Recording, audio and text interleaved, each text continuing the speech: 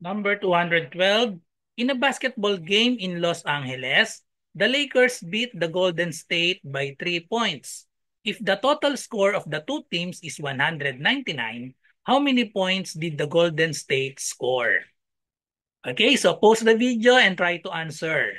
Okay, so choices 95, 98, 99, 100, and 101. Okay, so let's just form the equation here. So we are looking for the how many points did the Golden State score? So let's just put GS for Golden State and Lakers, so LA.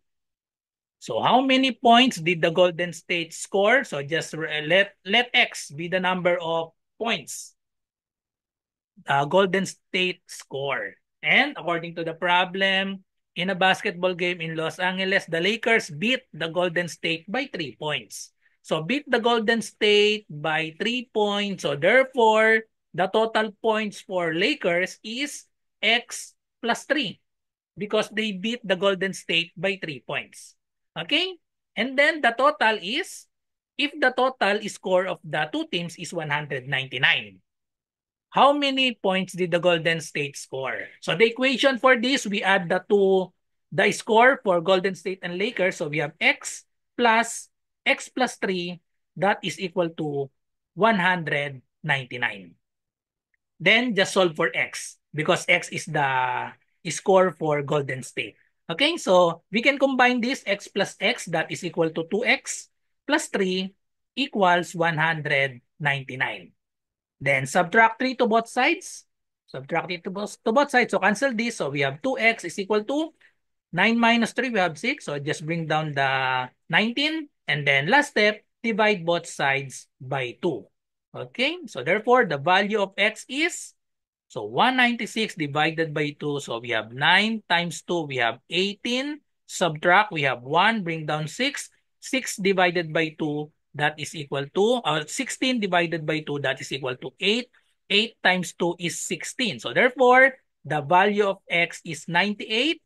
So the Golden State score is 98. And then the Lakers score is 98 plus 3, 101. So the correct answer is letter B, 98. Follow me for more content like this. Sa mga nagre-review para sa civil service exam, pwede po kayong mag-join sa aking review. Meron po tayong review para sa Math and Logic via Zoom for only 50 pesos. So ano yung mga kasama dyan sa 50 pesos? Meron tayong 10 sessions, February 10 to 19, 2025, 7 p.m. onwards. So more or less mga 2 hours po yung bawat session natin. 10 sessions po yan, 10 to 19, 7 p.m.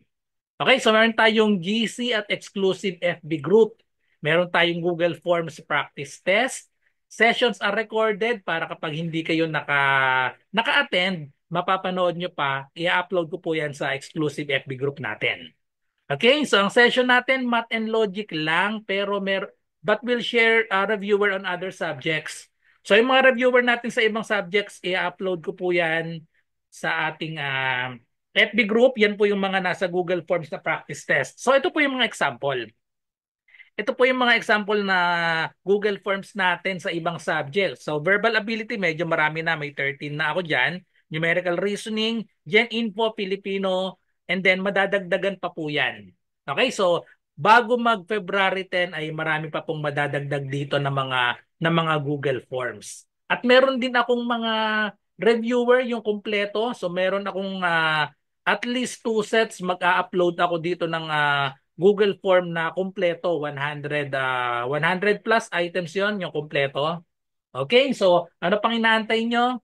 I-DM nyo na po ako sa aking messenger RJ Enseñado.